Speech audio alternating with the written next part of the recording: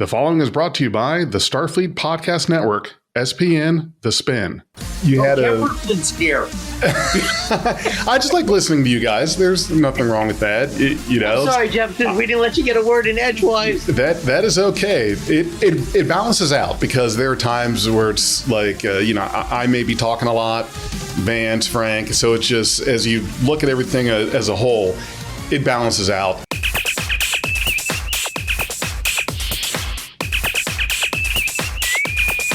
Red alert. Hey everyone, it's Big J, and in just a moment, I will be presenting you with Starship Antyllus Episode 6, Together Alone, from George Kayaian.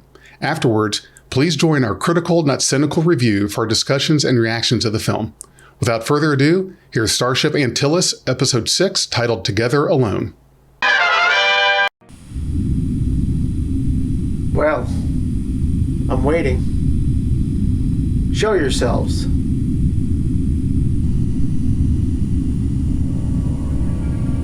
I don't appreciate having my time wasted. We have all the time in the universe, while simultaneously we have run out of time. You obviously brought me down for a purpose. I'd like to know what it is. We have chosen wisely. You may be the answer we have sought for so long, Captain. I'm flattered. I represent the United Federation of Planets, and our mandate is to meet new life forms and help them when we can.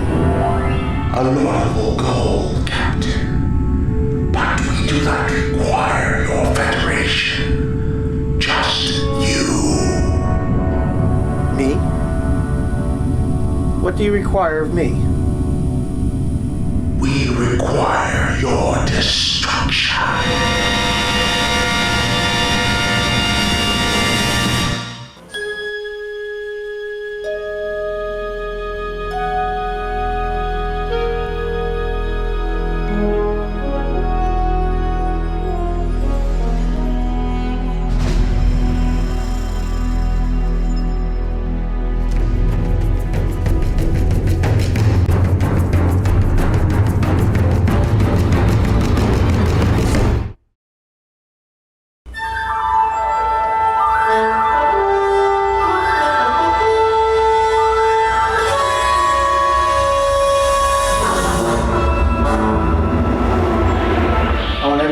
Alert and ready.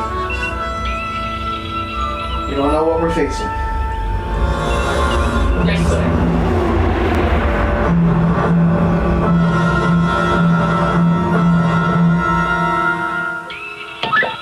Captain's log, stardate 3565.6. The Antyllus has been ordered to the central star in the Gemlos sector.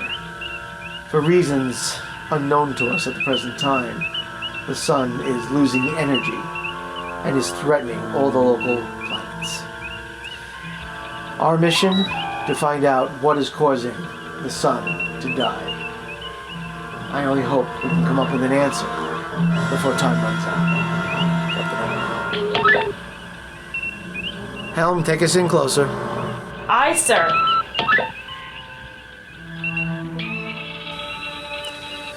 Be prepared for anything, people. This is a new situation. What we do today will have consequences into the future. Mr. Orville, status on the environmental systems. Systems are running normally, sir. Excellent. Brooks, I want you to scan that sun for unusual readings. Theoretically, if a black hole falls into a sun, that might explain what's going on here.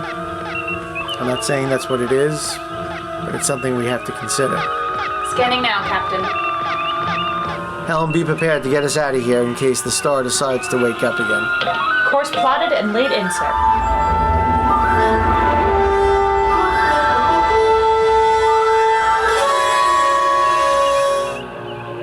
Wow, never seen anything like it. What could cause a sun to die?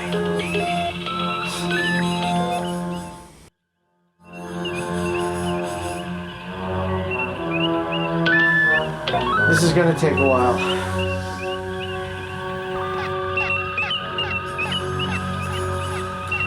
Continue scanning, Lieutenant. Yes, Captain. Mr. Dizrak, you have the bridge. Aye, sir.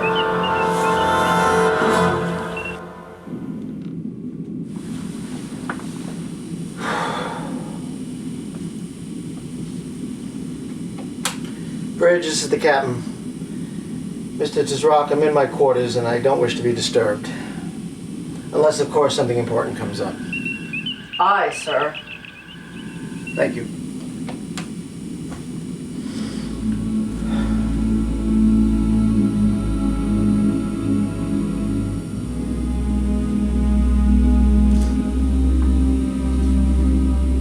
I miss you. I miss you so much.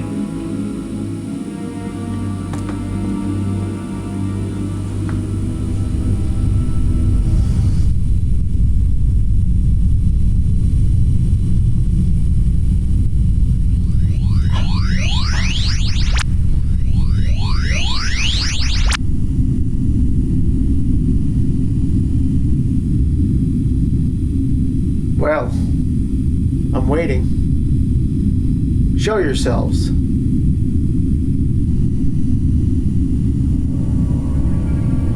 I don't appreciate having my time wasted.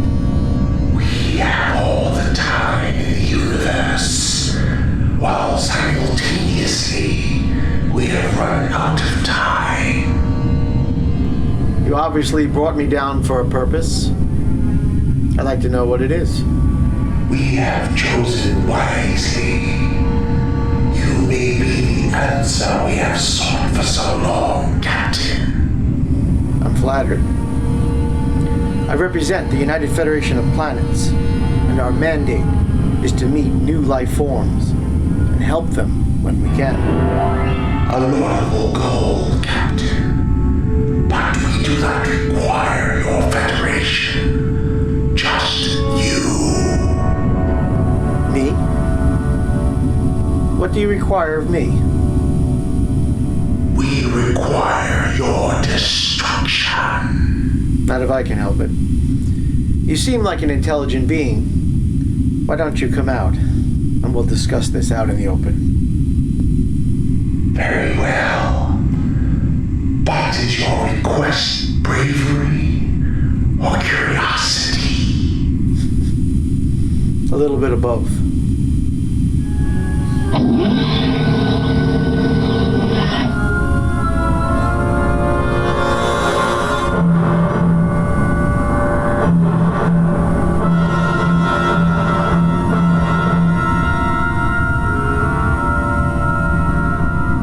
I'm Captain Holt Allen. We know who you are, Captain. Your appearance here is not by accident. You were chosen. Well, where we come from, it's proper to ask first before transporting someone. Make no mistake, Captain. We are in charge here. It is irrelevant whether you wanted to come or not.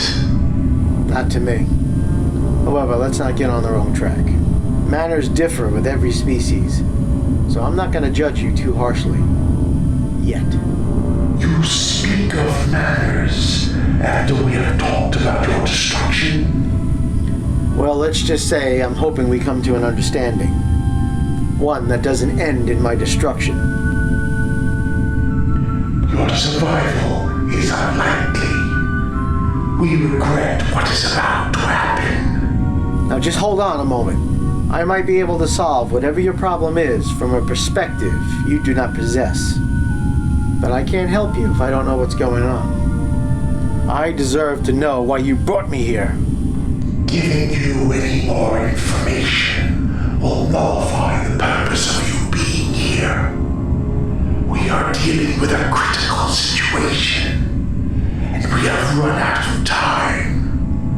If you wish to survive, then you must grasp onto the reality of the moment and decide what must be done.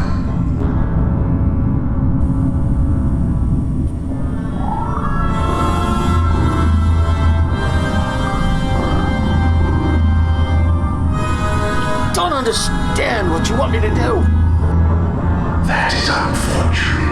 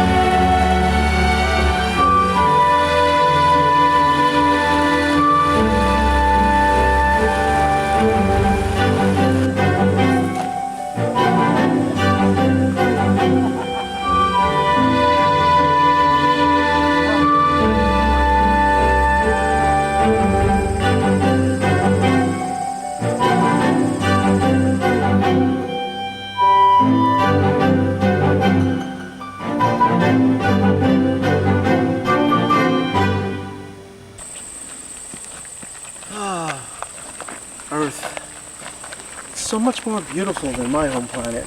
Well, aesthetically speaking, of course. Since when do you appreciate nature? Doesn't sound like the man I know, on the verge of being promoted to Starship Captain. I blame you entirely in that regard, my love. Thanks. I wish we had more time here, Holt. Me too. Maybe we'll make this place our permanent home. Your home world. Heavy gravity world. I got no family or friends there. You'd hate it. Okay. I'm serious though, Nat. Maybe this could be our place to escape from when we take our breaks. Give it some thought. Okay. Lake is just up ahead.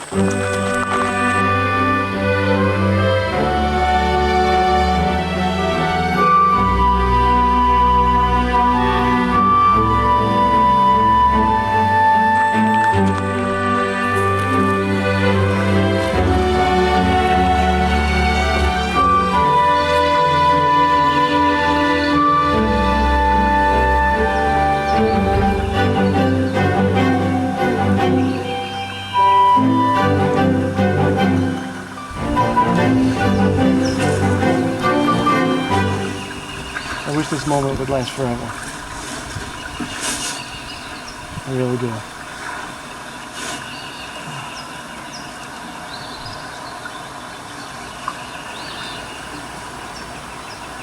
I think you should grow a beard. It would make you look very distinguished, very manly. A beard?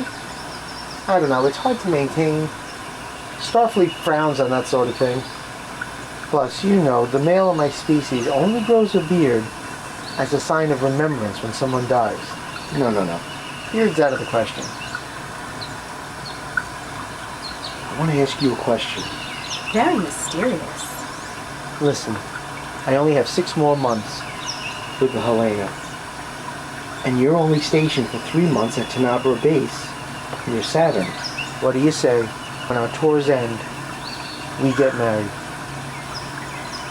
I say okay.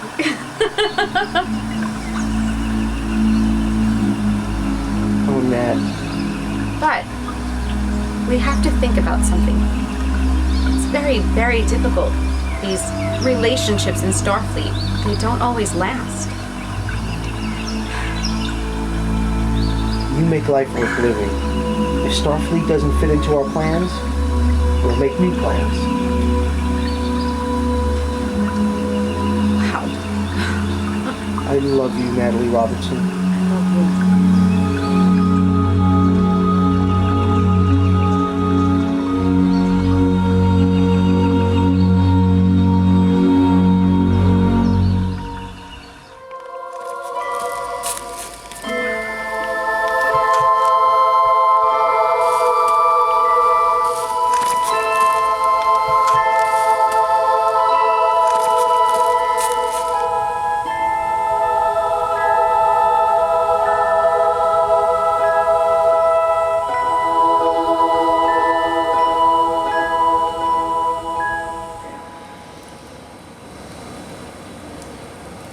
It's almost that time.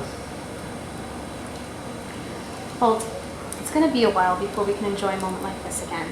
I just want to make sure we're doing the right thing, that we're on the same page. A lot of relationships don't survive Starfleet careers. And the long periods of time that pass without seeing one another. On the world Cleo Series 8, there was once a man who believed he could find the greatest treasure if his knowledge of the planet was correct. Nice. Many before him thought the same way and failed. Much time had passed and the man had nothing to show for his efforts, despite the fact that his knowledge of the planet was intact. One day there was a terrific earthquake and the land split open. From the opening, a beautiful woman sprang forth and approached the man. Naturally. I knew you would come, the man said, for he knew his love had never wavered. And the woman replied, and it was from that love that I sprang forth. And from that moment on, the greatest treasure there ever was came to be, because you cannot put a price on true love. I do love your stories. Promise me you'll always tell them. If you wish it, I promise. My shuttle leaves in the morning. I don't want to go. I know. But time will pass, and we'll be strong. And at the end of it all, we'll be together. That is my promise to you. Expect plenty of messages while I'm out running supply shuttles. And I expect you to be saving the galaxy from time to time. Deal? I'll do my best. How did I get so lucky, Anna? How did we get so lucky? It was meant to be, Holt. It was meant to be.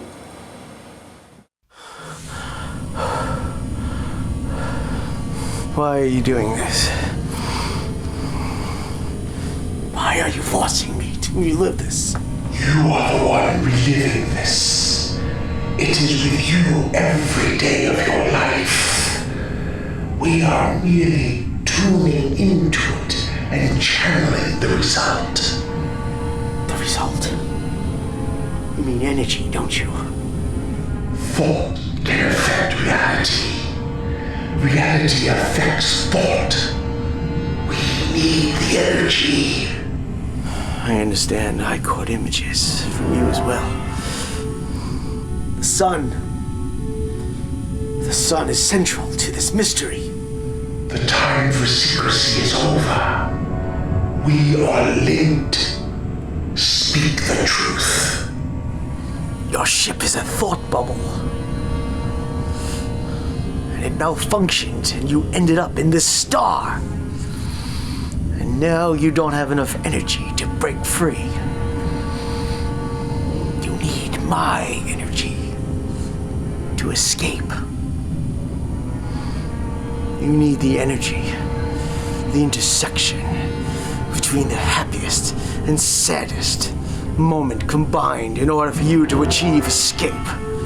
And we are almost out of time to achieve this. If it doesn't happen in this moment, it will never happen. We will live forever in the instant of sun capture. Time immobile. The pain you're forcing me to relive is something I cannot do. I won't do. We already know you will. But in order to extract the energy from the memory, it has to be intensified. You may not survive, but know your destruction will save us all. I resent this. How dare you assume my life is just a means to an end? It's because you need it. I never said you could use me this way.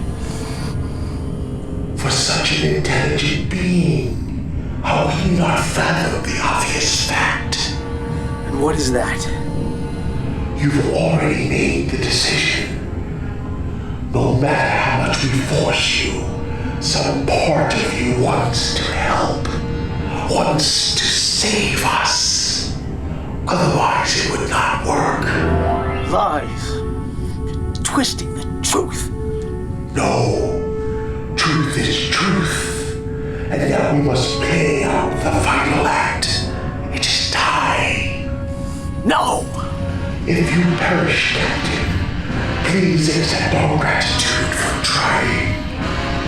We know you gave it your all. Amplification begins now. No! It is done.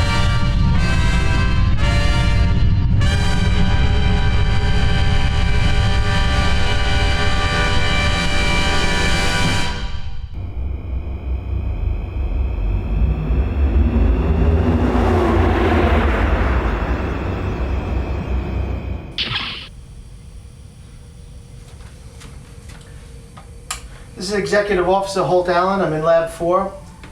You can pipe down the message. I'm all ready for it. Thank you.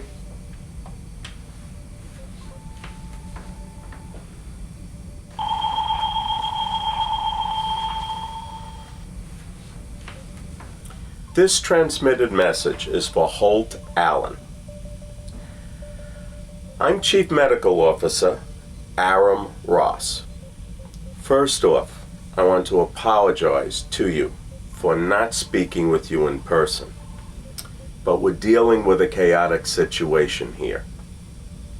But to the point, I have some terrible news to give you, and I didn't want you to hear from anyone else first. There's been an incident at Tanabra Base. We don't have all the facts yet, but there was an accident involving one of our supply shuttles, and actually it was Natalie Robertson's shuttle. And I'm sorry to say she's gone. Natalie's dead. And I'm damn sorry. She was one of our best pilots. She was a wonderful person. We don't know much yet. Why the shuttle exploded, how many are unaccounted for, what went wrong. As soon as I get more information, of course, we'll let you know what's going on. Feel free to contact me anytime at the medical office at Tanabra Base. If you need help with any of the funeral arrangements, or anything, well, just call. I'm so sorry, son.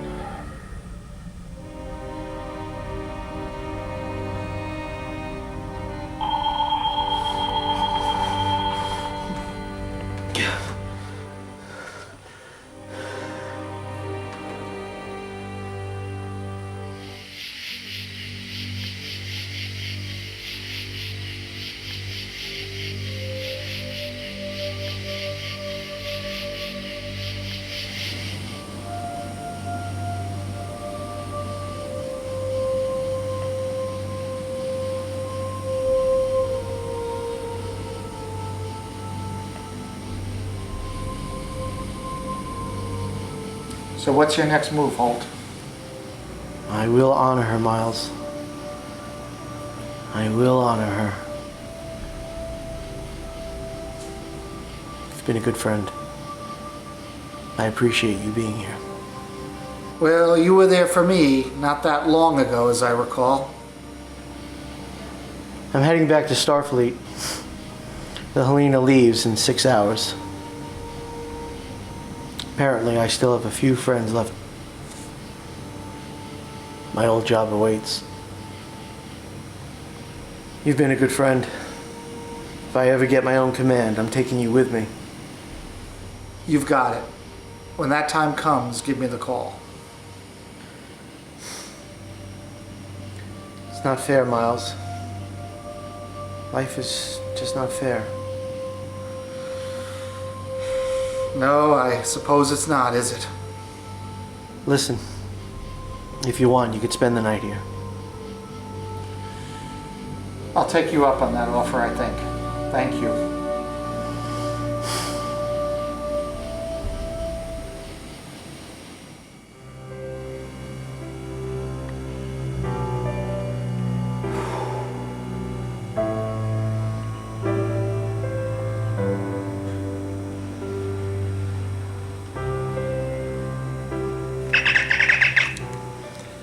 Alan to Helena. I'm ready to be beamed up. Stand by, we'll have him in just a second. Affirmative. I will always love you. Always.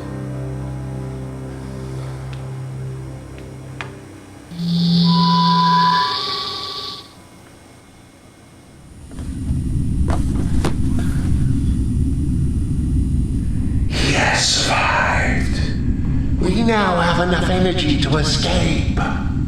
We are saved. Setting course for Sun orbit.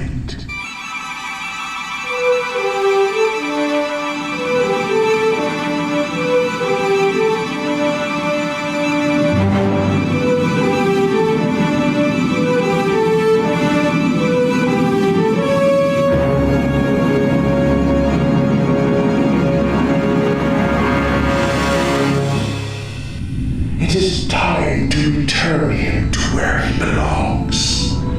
We cannot reduce the mental trauma, but we calculate he will conclude that his tragedy allowed an entire species to survive. This will provide some solace in the equation of why did this happen to me?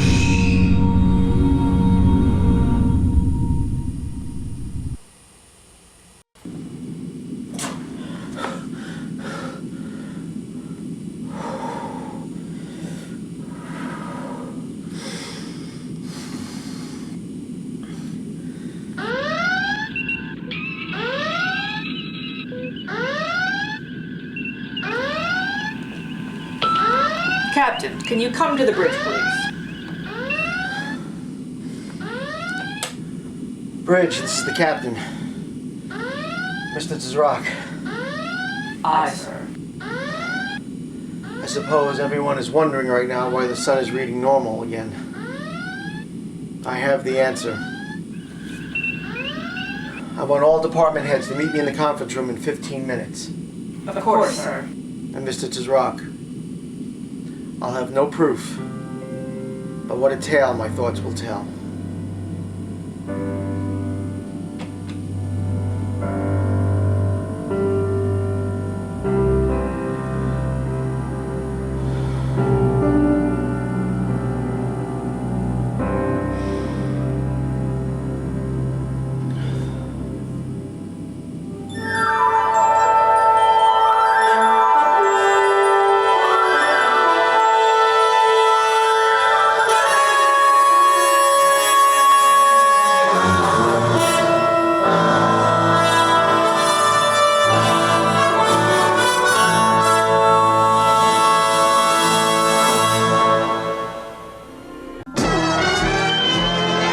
Welcome to Critical-not-Cynical. I am Big J. I'm here with Vance, Frank, and our special guest, George Kayaian, who was the star actor, writer, director, leader of the film you just watched or listened to, Star Trek Antyllus, Episode 6.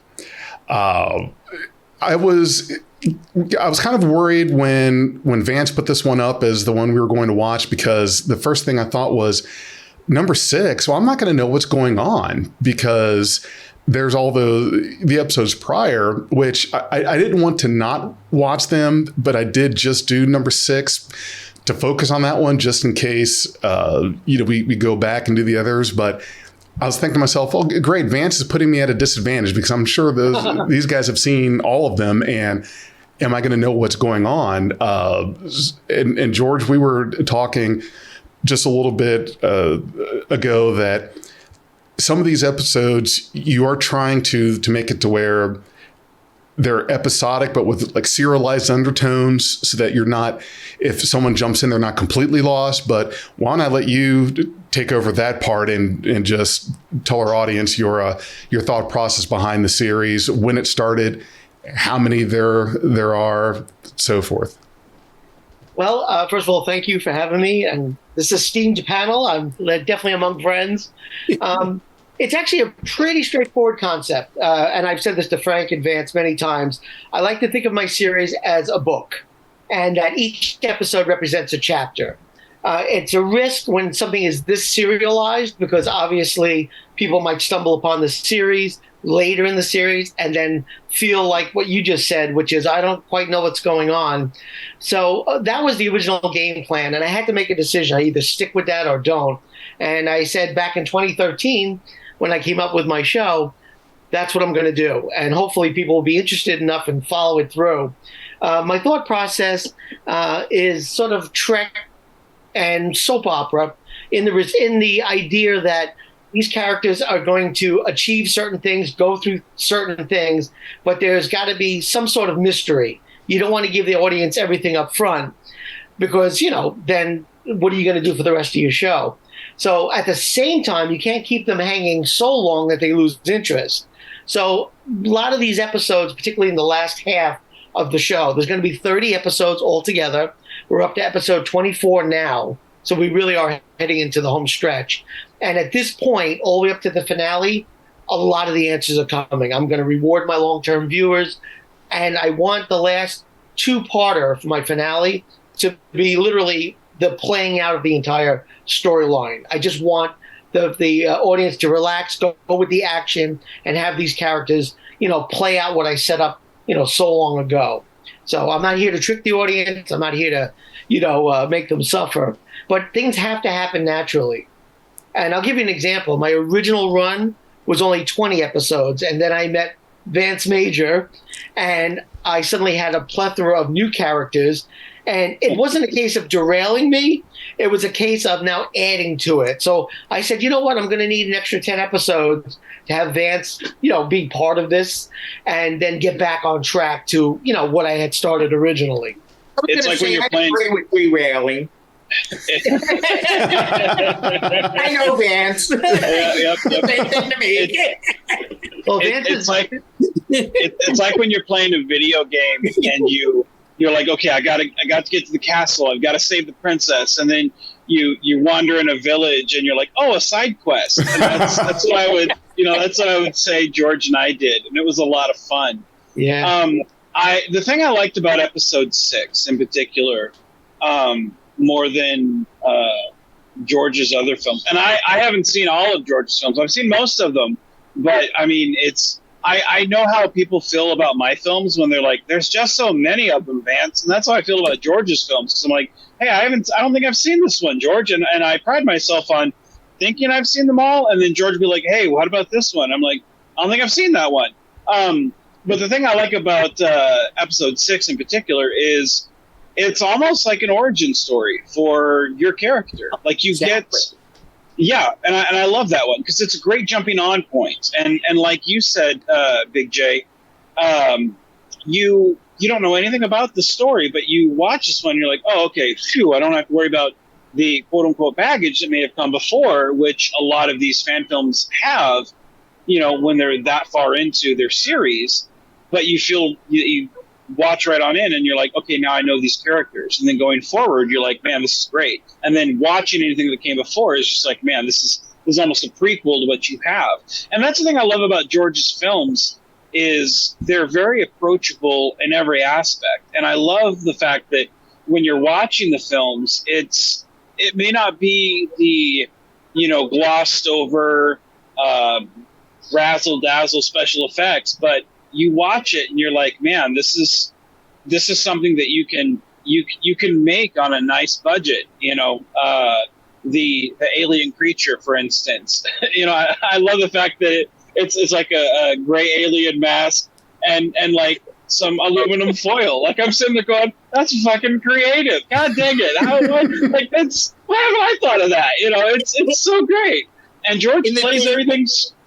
He plays everything straight, and I dig that, and I think it's, although the Avalon stuff is nice and the Axanar stuff is nice, I tend to gravitate more toward George because it's stuff that he really thinks outside the box. When he's like, man, I need a cool looking alien, and I don't have CGI, and I don't have all this fancy schmancy. What do I have, man? Let me go to I have foil. I got.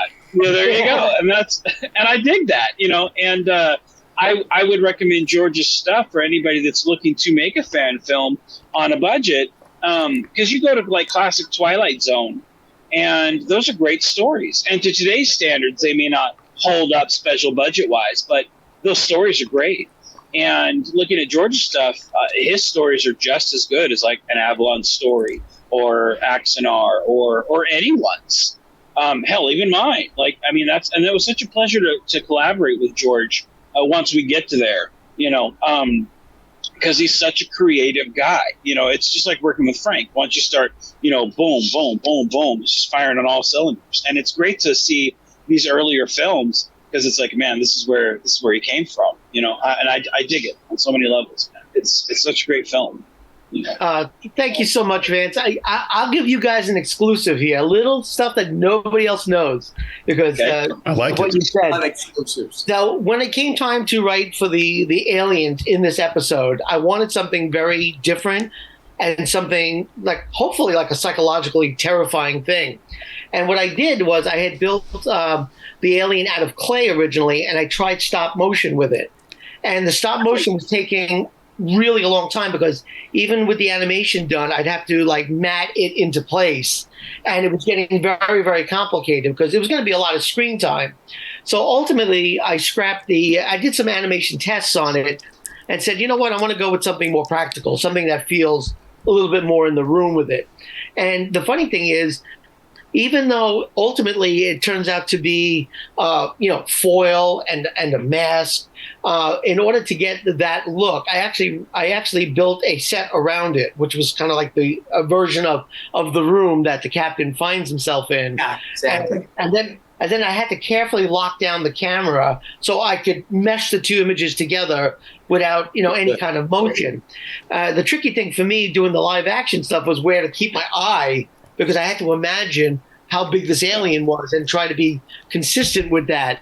So ultimately, the alien was, I shot it with 4 different filters.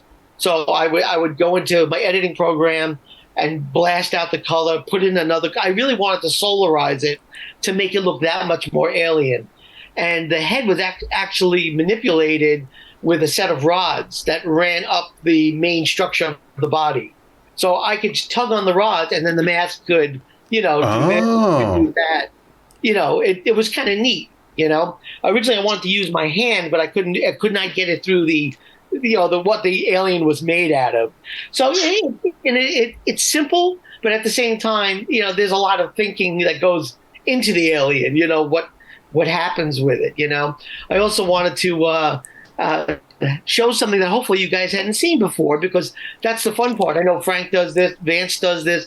You always want to have something about your episode that makes it unique, so it doesn't feel like it's following, just another pattern.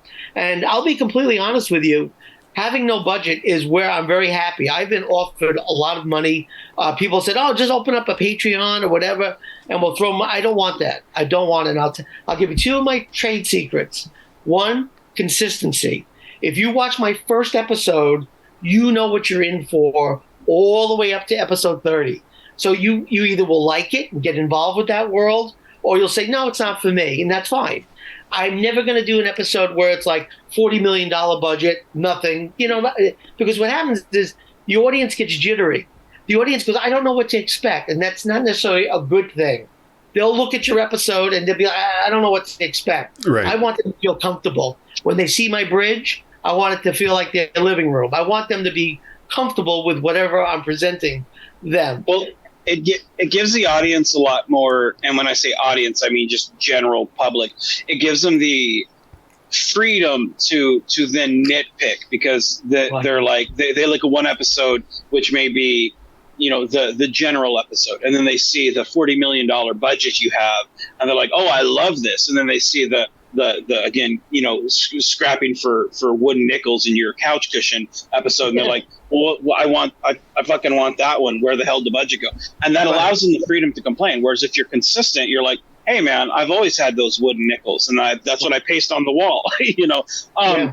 And that's the one thing that I enjoy about your films is, again, like I said, I've always recommended your films for, hey, if you want to know how to make a film on the low, go watch this guy's films because he's very creative. Because I love watching your films and looking at the backgrounds. And I've said this a dozen times, so forgive me for those audience members who are like, God, I've heard him say this over and over and over.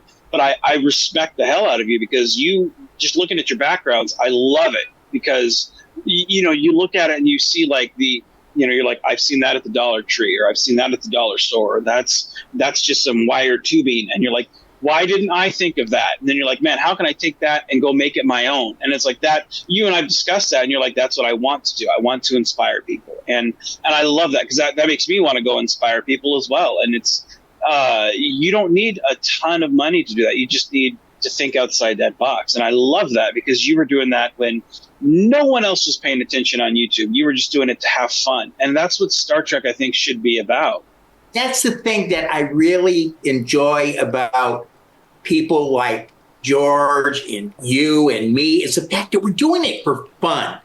And we're having a good time doing it. And like Vance was saying, one of my big points, what I was going to say is and he brought it up, is I love the consistency. Not only do I love the consistency, I am amazed and thrilled that you've been able to keep the same cast since 2013, because that is a hard thing to do. Yes. I don't think you've had that much of a cast change. I think almost everybody you started with is still with you. Yeah. Shows loyalty and that you guys are having fun and you're doing something as a family. Yeah, it's funny you mentioned that because that is one of the biggest challenges is getting people to, not that they don't want to do it, but do they have the time to do it? And right. What I'm pretty good at is if someone says, look, I won't be able to do this after a certain point, I'm able to look ahead to my scripts and then spend a dedicated day of filming a particular character. And right now there's two or three cast members. Yeah, I have 2 or 3 cast members that no longer live in the United States. They got married, they had kids, they moved on. Yeah, but because I have mapped this whole story out, I'm able to take a piece that I shot 5 or 6 years ago and easily put it in as needed because it became very, very necessary to do that. But my actors would say, listen, I'm getting married, I'm moving to Canada, I'm not going to be around. So that's the one thing I'm pretty good at, and good at organizing and saying, okay, if you're going to leave, let's wrap your character up, and I'll shoot about 30, 40 hours worth of footage to be parceled out later. The other thing that I really enjoy about your stuff is you still do it on that mini DVD. Yeah.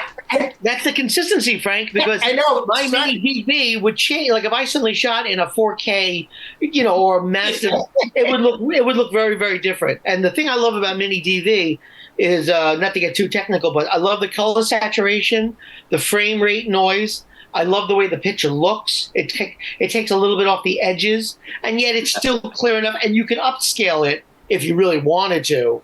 It looks good, but I always get a mini DVD, and I'm going, man. It reminds me. JD Customs. He does these custom action figures, and Royce has been in 2 of his commercials now. One is coming, I think. Well, by the time this airs, it comes out on the 22nd. So whenever this airs, I think it'll be like in a few days. But he's been in one of his commercials, which came out, I think, January, and then the other one will be out on March 22nd. Nice. But the one that comes out on the 22nd, I saw a sneak peek, and it was funny because he does because he customizes retro Playmate action figures, Star Trek action figures. And Royce had a voiceover in the first one, and the second one, I actually got him in costume, and he's pretending to play with them and whatnot, and doing action poses and whatnot, and sharpening his acting skills there. But it was funny because the start of the video, you hear the sound of like a VCR tape going into VCR, and you see the kind of scraggly lines that VCRs used to have, and the effects of like a VCR, like the SLP on the screen. Yeah.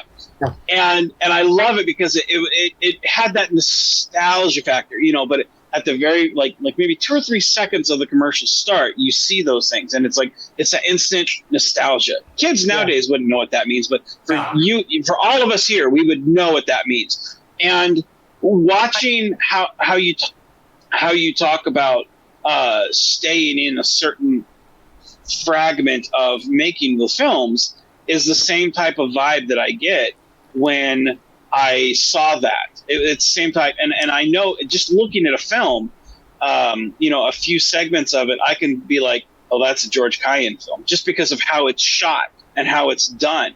And Avalon films are the same way, just because of how crisp and how things are shot a certain way. It's like I can look at it and go, oh, I know where that's from. And not a lot of films are like that. I can tell when it's a Vance film because I don't need to visually see it. I can just listen and be like, oh, he said brother and he's talking about pizza rolls. That's a Vance film, so I can tell it. But not a lot of films are recognizable. Or you hear a lot of this. A lot of wind blowing. Yeah. I'm known for that. Yeah, I'm not very good on audio.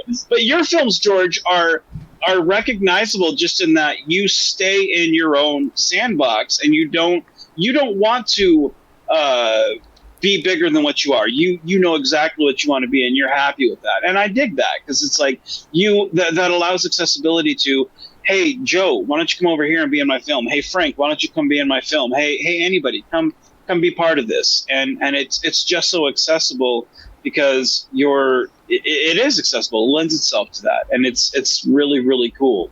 I appreciate you saying that, Vance. I really do. It's funny watching your films. I swear to God, if you and I lived like a mile apart, we would have been on the same course because by the time I found you, I'm like, this guy is me. He's just me in a different location. I wouldn't have left Vance films when I did, and then come back if I had met Vance at that point in time. I'll tell you.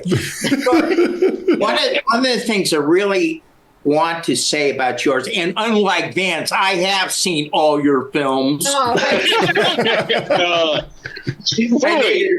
made it, but I like your writing. I like the depth that you put into your characters, especially you've got a lot of philosophy in your films, in your writing, and I love that. Even in this film, even though it's one of the earlier ones, and you're not getting into what you're into now, it's always that deepness that you write into your films. I've never seen anything really surface. It's always been deep, and I really like that a lot about your writings. Frank, thank you. I really appreciate that. I made a concerted effort.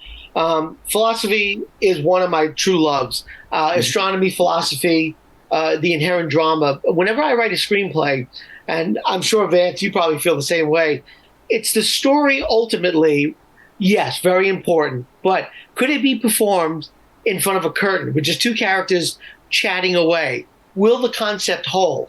If it passes that test, if the idea is good enough and you have actors that you trust, then you're okay. Everything else is window dressing, which is why I don't overly worry about, the other elements of my show. So I really try to make it a point and be faithful to Star Trek, obviously. Oh, yeah, absolutely. The original series. But, the philosophy, it does come from me. The writing is, these characters, I'm not anything like Holt Allen in real life where this man can fearlessly travel. I have a fear of traveling. I will stay home any chance I get. I'm the opposite. This guy is not afraid of anything. That's not true of me at all. But playing the character, you have to believe it. And so getting all those inner thoughts out under the prism of who that character is a thrill, And it's funny because sometimes I worry that, did I get too deep into the philosophical? Will anyone want to follow this?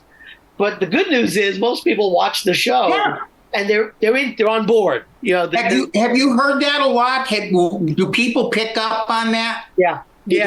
I had a professor at one of the colleges out here on Long Island, and he's like, I teach philosophy, and he's like, I show your episodes to my students. Oh, does he really? Wow. That is woo. That's big. That's really cool. And then he asked my permission if my email, if the students want to ask me anything directly, could they write me?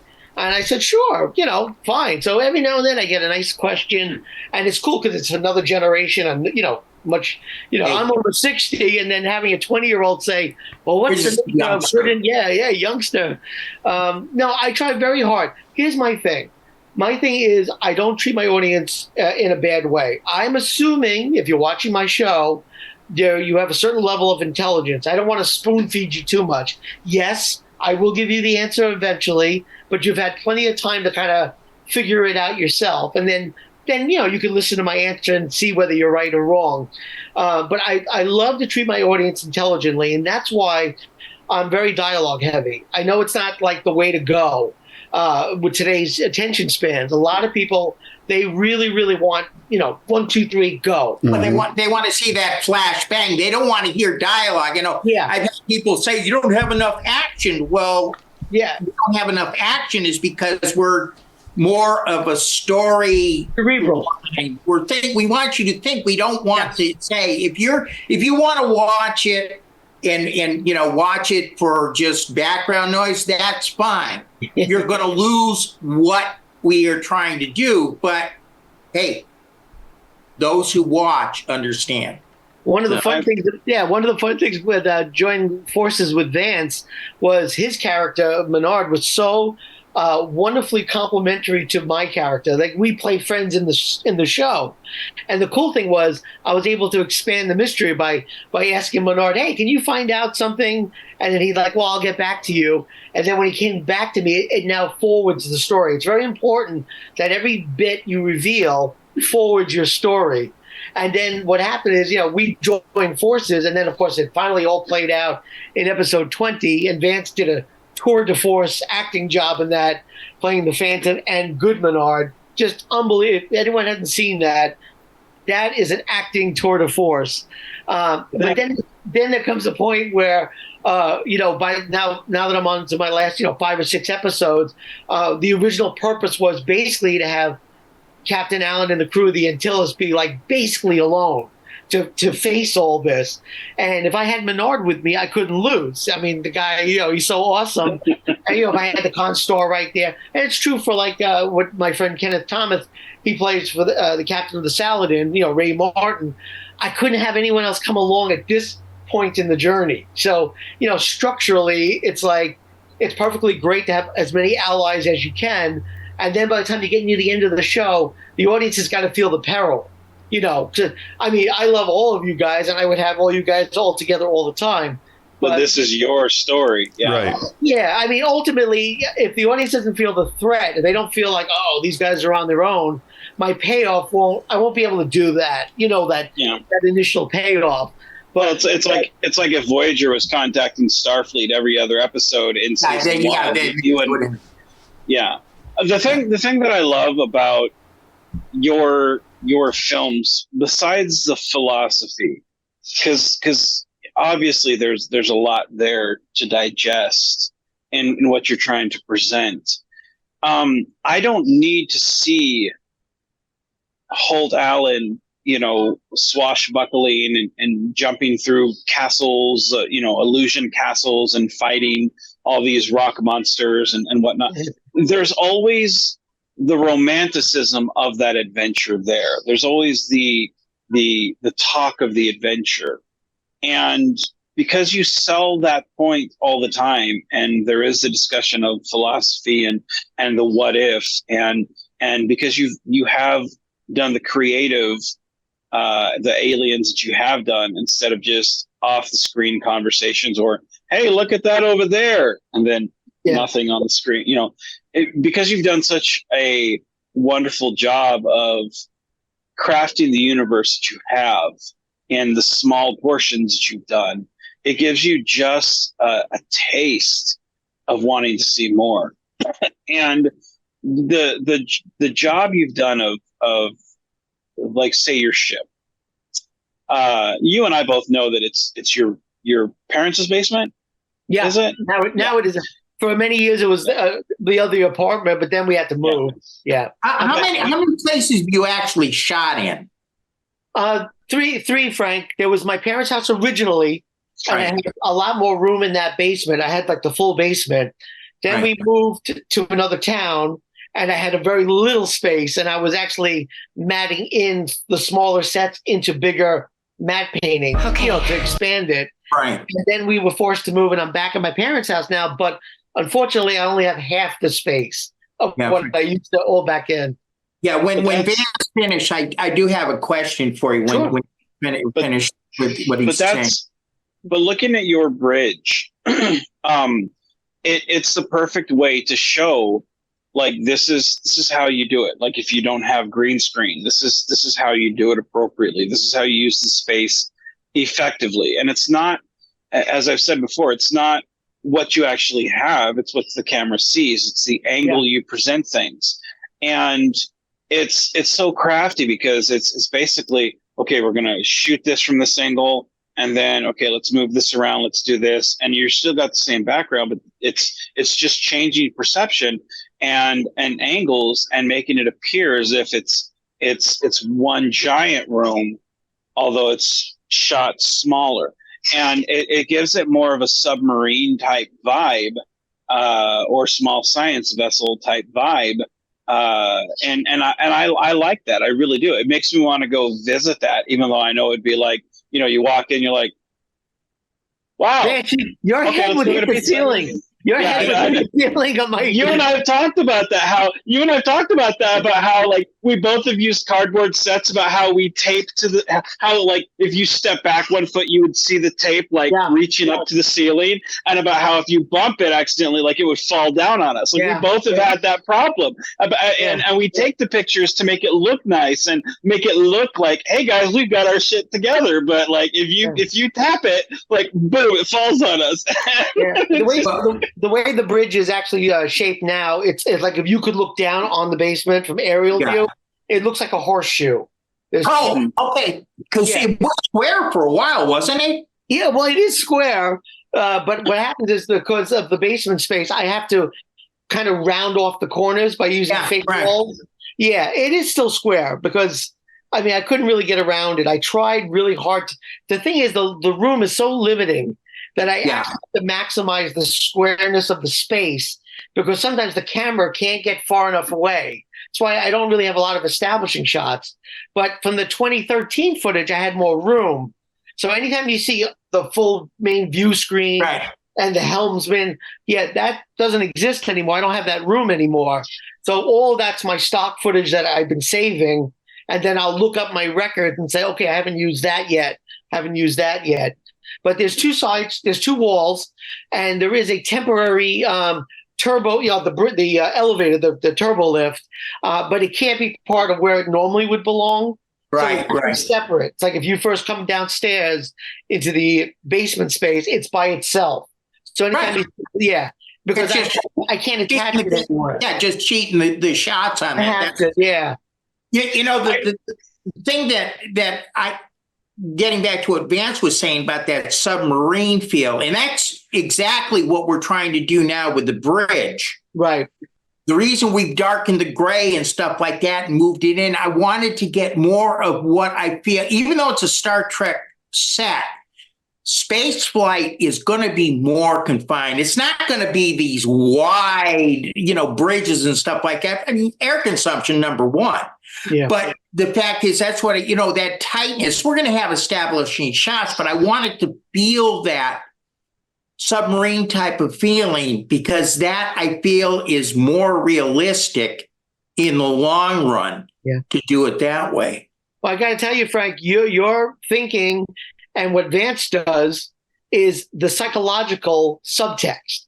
So a lot of times, particularly like in my episode 3, I shot almost exclusively close-ups because I wanted claustrophobia. I wanted the feeling of being trapped. Now, hopefully the audience doesn't think like, you don't want the audience to know that trick. You want them to get that feeling. So sometimes someone will write to me and says, oh, you didn't do a lot of establishing shots. And I'll say, well, it was sort of designed that way. I can only get so far anyway. And then the other thing, and I'm sure you guys have all gone through this, there's not a lot of days where everyone is available. And so ultimately you have to say, okay, I'm only going to be able to shoot from this angle and this angle on another day and put it all together. I try very hard to get people together, but man, real life, it just will mess up your plans. And ultimately, it's like I could still tell the same story just with separate cuts. Believe me, I would love a day where, like, you have 20 people sitting on the bridge. It's just not feasible. No, we're not professionals, so that's the limitation. And you do, when we shot Rebirth, or not the one I think before Rebirth, we were supposed to have extra people on the bridge, and we didn't. So we had to kind of sneak Donna in to be when she technically was on the planet. But she was still sitting on the bridge. So, you have to make those concessions. You really do. And one of the things I felt for Vance's film so much was this kindred spirit. Because before I actually met Vance, I was watching his work. And suddenly I'm like, this guy is me. It's like he's approaching the work and he's working with what he has. But what always won me over with Vance was his storytelling. Yours too, Frank. I love your characters. And characters are the backbone. He's my writer, George. Just remember that. So, ultimately you want, I've gotten some really nice compliments from people that never met me where they actually were emotionally moved, by the characters. And that's more than you can hope for when you have no budget. You got to hope that they like the characters enough to, care about them. It goes back to your storytelling, the way you approach it. And that's a very big compliment on you. And that didn't look like Vance. Okay, I'm going to sneak this in. George, I have to ask. The first episode, not the first episode, the first series you did was with your mom. Now, whose idea was this all? How did you get started? Okay, the very first thing I actually did was a little comedy short called The Real McCoy. I don't know if you ever seen it. No, I haven't seen that one, no. Okay, real quick story because I don't want to bore you guys, but I think it was ABC was holding a funniest video contest, and I was unaware of this, but they actually said on air, wouldn't it be funny if you guys do a Star Trek short? Just do something Star Trek related, and if you win, you get a spot on our show. And remember, this is before the internet. So this is before CBS was after you.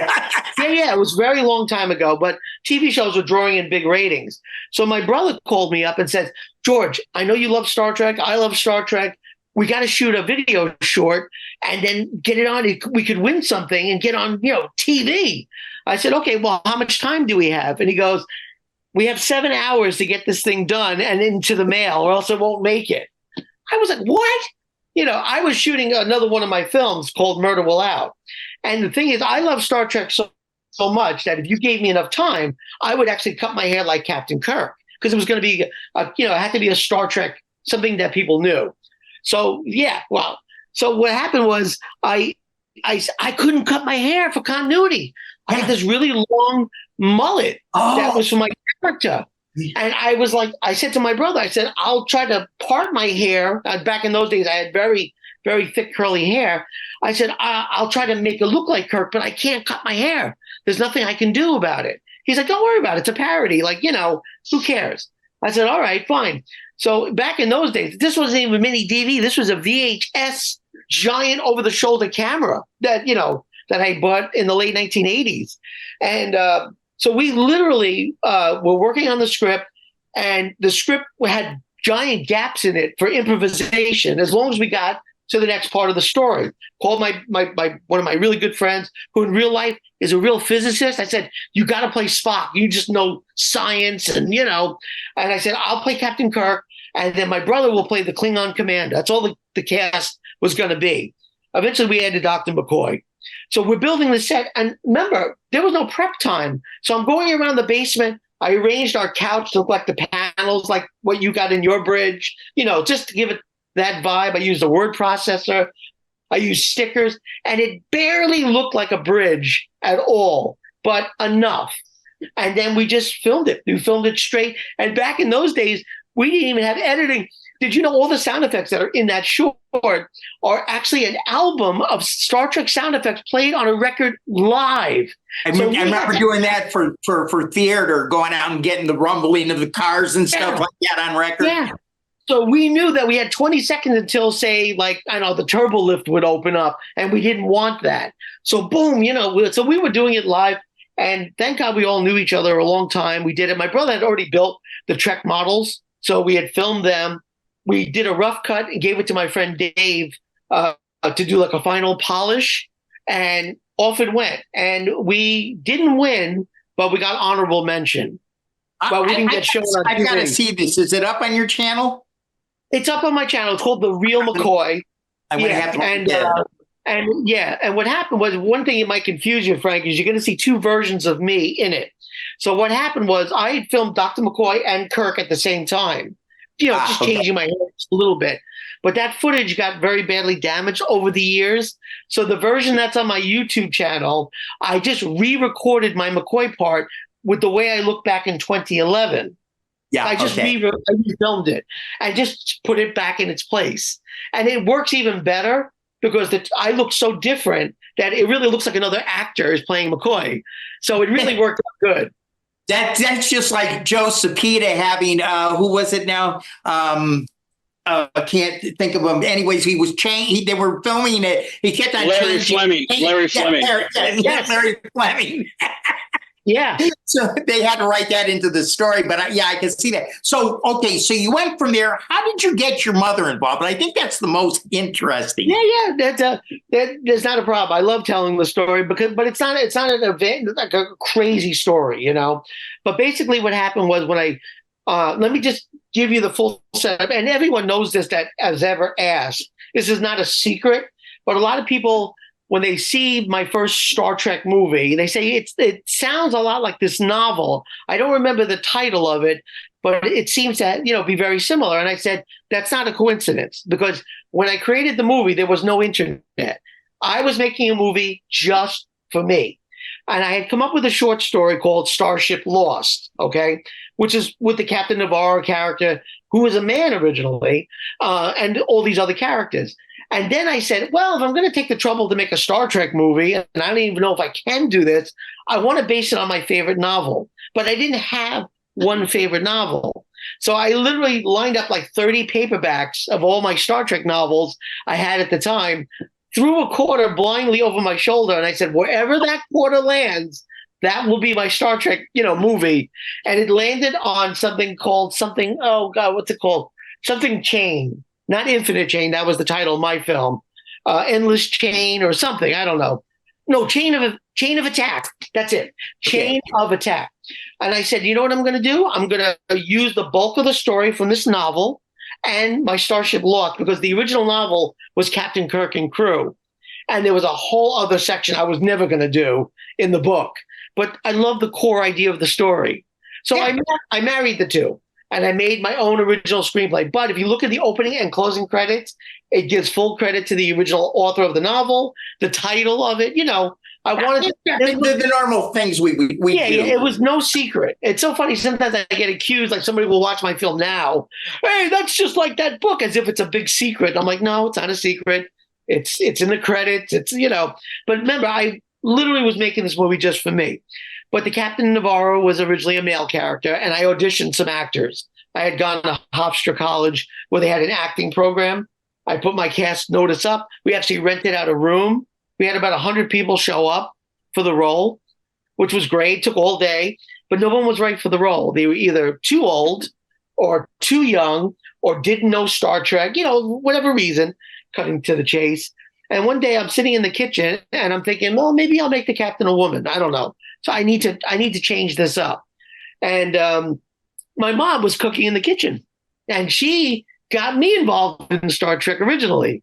So because she was watching it, and I was a baby, but I was watching it from the get-go. So while Mom was cooking, I said, hey, Mom, would you be interested in maybe doing the voice of the computer, for my Star Trek movie? And she goes, yeah, I can do that. I can definitely do that. I said, okay, great. And then from that moment on, in the back of my mind, I'm like, she's the right age. She knows Star Trek like the back of her hand. Maybe. But then I started auditioning other actresses. And again, same situation. Too old, too young. Never a good fit. I went back to Mom and I said, Mom, would you be interested in me, Mom? Yeah. Well, the thing is, she was working full time. And I was worried that this movie would sit squarely on her shoulders.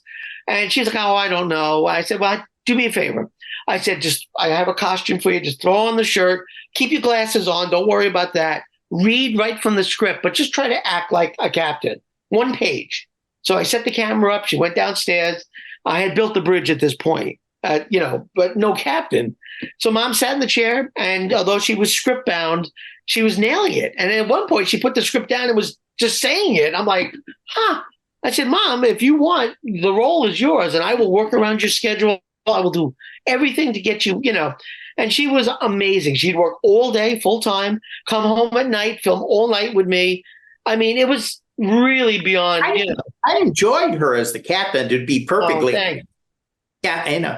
Yeah, but it wasn't automatic, though, Frank. You know what I mean? It wasn't automatic. It wasn't like, oh, that's my mom. She gets the role. No. I didn't. I was just curious to see. I thought maybe she might have come up with the idea and said, hey, George, you do films. How about doing a Star? You see, I wasn't sure how it worked. Yeah, I know. Yeah. So, But you know what? All her knowledge of Star Trek really came, she understood the technology. She understood the dialogue. The only thing that my mom by nature is very jovial. And I kept having to say to her, well, the Navarro character, it's life or death here. She's not in a good mood, And any humor she has, it's very dry sarcasm. So, yeah, we had a lot of takes where she would just crack up and laugh or smile, because that's her natural. And I'd say, no, Mom, no, we got to take it down. You got to be, and I would wear her out. And then I would end up using take 13, take 14 when she was just, Mom, stop freaking smiling. Yeah, that was it. Yes, I swear, if you were there, you would have heard that, Because the problem with my mom is once she starts to laugh, and get in a good mood, you can't stop her. You cannot stop her. So it was like I had to kind of keep her like on edge. I love the fact that you guys have like 3 generations of filmmakers, from your mom to you to your daughter. Yeah. I mean, because you've gotten her into, what age was it when your daughter Anya? Yeah. Was it Anya? He started at 6. Yep. Anya. Yep. Yeah. I keep wanting to say Ayana, but I'm like, no, that's the character she played in the like. What? That's 4. She was 4 when she started. 4. Yeah. I was going to say she was pretty young, if I recall. Yeah. She was 4. She did kind of 2 standalones where it was like an alternate reality where she served on the ship, but even though she's a tiny little 4-year-old, and she came up with the stories, I just tried to realize them, according to her wishes. But then after that. She became behind the scenes. She's got a great eye and ear for continuity.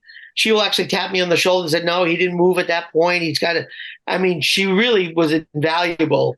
And she would also keep up to with the script. If any of my actors needed to pick up their line, she'd be right there to feed them the line. And then eventually we came up with Sharp. And I did. That is a great character. Yeah. Thank you. It was a risk though. It's a risk when you put someone in a mask.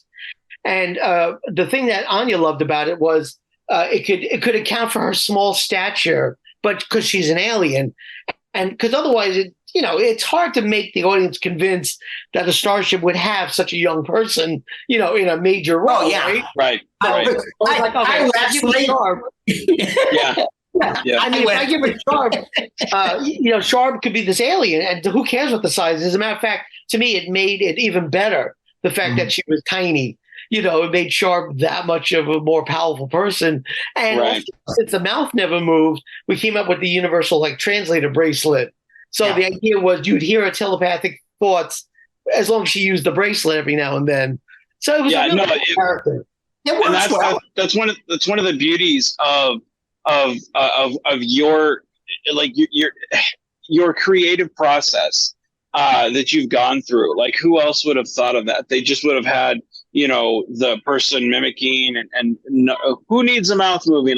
But you don't do that. You're like, oh no, let's telepathic. Let's have a little, it's those little attention to detail that you do. And it's so appreciated from people like me. I love seeing stuff like that in the films, and something as a generic mask that we've all seen on, because every once in a while, like I'll see that mask pop up, because I do browse masks, because as you know, I collect masks myself for my own films, and every once in a while, like I'll see that mask, and I'm like, oh, Sharb, you know. But I like the one you have. I like the one you have on tonight, actually.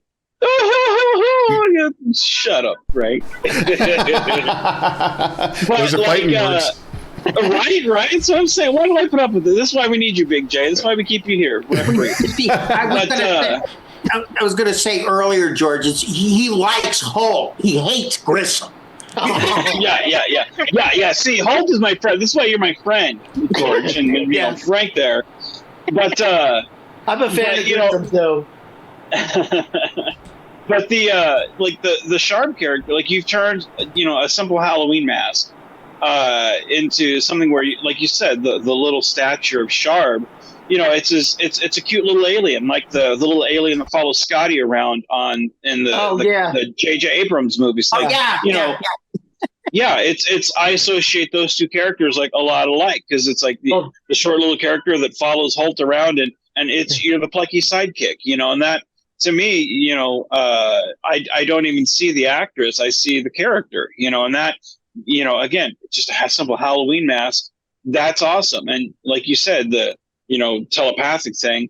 Who does that? You know, but those hand gestures all the time. I like her. That's all her, Frank. Honestly, Anya understands the scene. She'll get the lines in her head.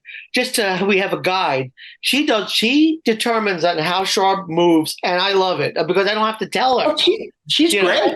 Yeah, I mean, she can throw you out of the picture, and she the worst I have to tell her, the worst, and it's rare, is sometimes she'll like say over gesture, right? And I'll say, okay, just take it down a notch, only because Sharp is not upset. You know, like just keep it just a little bit more. You can still gesture, and then I do the voice for Sharp, so I overdub. Oh. Yeah. Yes, I do the voice for Sharp. I didn't know that. That's really good. Well, it's not just my voice doing that. I also reverb it, and I slow it down a little bit. But it's fun to talk like Sharp, you know? So, but she loves it because it takes the pressure off her. Yeah, but she still knows. Yeah, it lets her focus on the physicality and something that she's able to get more confidence in, and that's I see as you know. You know that I've acted with Royce, and he's stepping into where she's stood before, you know, on getting into the acting part. And I love the fact that you're allowing her to excel where she has excelled, you know, behind the camera, getting into the physicality of acting, whatnot. I dig that on so many levels, man. That is so cool that you get to share that with your daughter. One of the things, and I'm going to be shut the door here. One of the things, and I'm gonna be a little selfish on the talk time here for a second. One of the things that I don't think I've thanked you enough in private, but I'm going to take the time to do it publicly. In The Pretender, I got to write for Anya as that mirror universe version, the daughter of Mirror Holt. Right. And I loved being able to do that because it got to seeing her. I very much saw reflections of, in a couple of years, this is going to be Royce. This is going to be more my son. And I love acting with him. And I'm getting to do that now with the father-son project of Constar. And I'm seeing those parallels. And it's one of the things where you and I, not many people get to do what you and I have done on so many levels, where the low budget, the getting to film with our kids, the getting to film just for us and fuck the world, you know?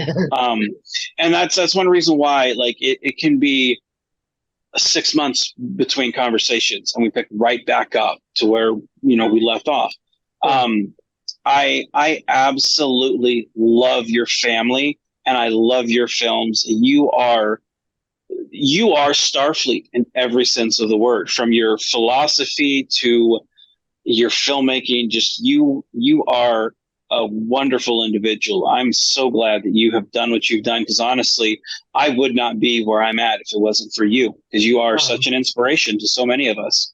Well, I feel the same way about you, Vance, and your family. Again, we're kindred. Hear that, Frank? Hear that, Frank?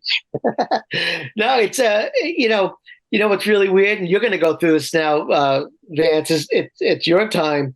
Anya's starting to grow. She's never going to be tall, but she's now almost equal in height to me now. And one of the problems I have when she plays Sharp now is, do we address it? Her body's developing. She's 14 now, and all the things that come with that. But I said, you know what? We don't know anything about Sharp's biology. Just because things look a certain way doesn't mean it has to be that. So because I only got 5 episodes basically left in my show, I don't care that Sharp is taller now or whatever. I'm still getting to film, but I'm laughing because I know Royce is going to go through the same thing, and your kid's going to go, one height to, Well, it's funny. We started the beginning of Constar, the motion picture, and he was just missing like 1 tooth. And now, because his baby teeth are falling out, his big teeth are falling. And now I'm like, well, let's wait a month or so. Because right now he's got like a big old gap right here of like 2 teeth missing and 1 tooth here. And I'm like, you look like because he was like, Dad, can we film? I'm like, dude, you look like a jack-o'-lantern. We're not filming shit right now. No, we're staying away from it. It looks like I just gave you the Mike Tyson punch out. I'm not doing nothing. No way. But you've now filmed with Royce at that age that he'll never be, if you know what I mean? Yeah. And then you continue to. So, I mean, at the time, it's like, I want to film with my family. Great. But the benefits are now you've kind of like documented the most time. Well, he's asked me, because you remember the scene where Menard picks Eobard off the ground. He's running through and he's like, and he's seen, because now we have a shed where Menard picked him up off the planet. And he asked me, he's like, so did you really find. He's like, did you really find me on the ground? I'm like, no, Royce. And I explained to him, I was like, no, Royce. Yeah, just right off the road there. I was like, no, Royce. And I explained to him how I filmed it. I was like, you were never actually on the ground, son. I wouldn't do that to you. Your mom might leave me on the ground after too many pizzas, but we never left you on the ground. What it is, Vance, is the firstborn you don't put on the ground. Second and third, they dirt. There you go. There you go. Yeah, but no, you're absolutely right. Like we're not only making good stories for the fans, but we're documenting our history. And then when we pass, our family has that, and that's something that's always there for them. Yeah, it's not only a legacy for Trek, but a legacy for our family, and something that's, hey, we did that. And that's something that it's a bond no one else can share, I mean, a lot of times when we film our show, and Jefferson, I'm sure, knows this too, every fan filmmaker has their own set of parameters, their own family, their own set of friends. Yeah. And the funny thing is, by involving people in it, it becomes precious as time goes on. Because in the moment, it's like, I'm working with who I got in my life. But then sometimes people pass, as time goes on, these things become more precious, and you realize I could never recreate what I had back then. Yeah. And I've been making films long enough that in every one of my film projects, I've lost someone. And it's very strange because for the longest time, all my actors were alive, but now every one of my films has suffered a loss, and some of it's been family, some of it's been, very close friends. And there's a new value added onto the films now, that weird value that you're glad you did it while you did it. And so you can't put a price on something like that. I'm just happy that if I come up with an idea and I say to Vance, let's film something, or Frank, or any of my family and friends that, God help them, they're in my, immediate orbit. Yeah. I'm lucky enough that they say, all right, you're a nut, let's do it. It means something to you. You're part of the reason why we have this umbrella of good-natured people.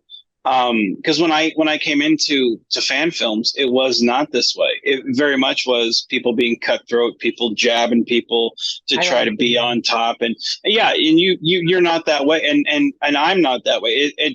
Frank's not that way, and if it was not for people like you doing it first, leading the way, because you've been doing it longer. Even before me. He's been doing it. He's been doing it since before anyone. again, he's been doing it since the '90s, holding that big, backbreaker on the, I mean, hell, he had the mullet. I mean, come on, guys, come on, I mean, he had the mullet before Menard did. Come on, guys, Well, that was 1990, so you could say my first thing. Yeah, like 1990 was, it was when the very first thing that I did Trek-wise, and then I haven't stopped since. Yeah, no, and that to me, it's like we really would not be here if it wasn't for you. So, but quick question before we end everything. Yeah. I would like to do at least once. I would like to do once a month. Watch a film. Would you be able to come back once a month and do these bullshit sessions with us and chit chat fan films?